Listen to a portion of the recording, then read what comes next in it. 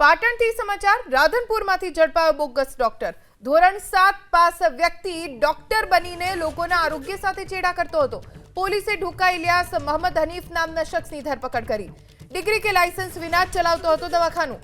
રાધનપુરમાં કોમ્પ્લેક્સમાં ચલાવતો દવાખાનું। દવાખાનામાં 3 બેડ, એક્સરે મશીન, દવાઓનો જથ્થો સીઝ કર્યો। પોલીસે 5 લાખથી વધુની કિંમતનો મુદ્દામાલ જપ્ત કર્યો છે।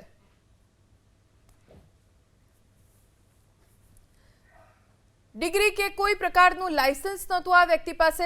માત્ર 7 ચોપડી ભણેલો આ વ્યક્તિ લોકોના આરોગ્ય સાથે ચેડા કરતો। હવે પોલીસ તેની પૂછપરછમાં એ જાણવાનો પ્રયાસ કરશે કે કેટલા સમયથી અને કેટલા લોકોની તેણે સારવાર કરી છે।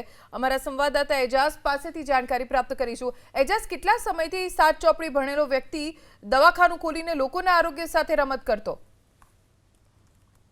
દ્વારા મોટી કાર્યવાહી કરવામાં આવી છે કે જે બોગસ ડોક્ટર હોય છે જિલ્લાના અંદર, જે MBBS ના હોવાના છતાં પણ લોકોના આરોગ્ય સાથે ચેડા કરતા હોય છે અને ટ્રીટમેન્ટ કરતા, એવો જ એક રાધનપુરના અંદર SOGને બાતમી મળી હતી। ત્યારે જે 15 વર્ષથી આ હનીફ નામનો, ઇલિયાસ નામનો જે ડોક્ટર હતો, તે હાર્ડવેર ડોક્ટર હતો અને તે પોતાનું દવાખાનું છે તે ધમધમાટ ચલાવતો હતો।